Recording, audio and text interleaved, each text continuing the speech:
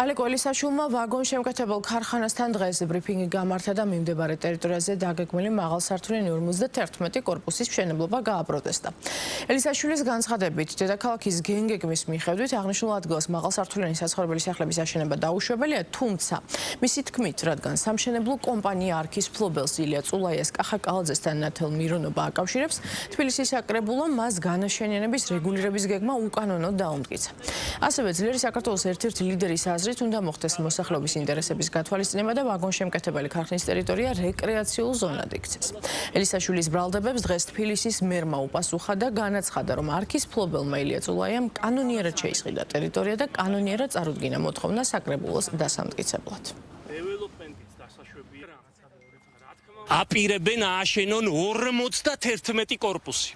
1, 2, 5, 10 და 15 კორპუსი კი არა. 51 კორპუსი უნდა ააშენონ ამ ტერიტორიაზე. 1 იქნება 33 სართულიანი და 15 სართულიანზე ნაკლები არ იქნება არც ერთი. ეს გეგმა შეითანხმეს აპრილში და რა თქმა უნდა ამ ყველაფერს ფარველობს კალაძე, ყველაზე მეკრთამე მერი, რაც კი ყოლია თბილის თავისი არსებობის განმავლობაში.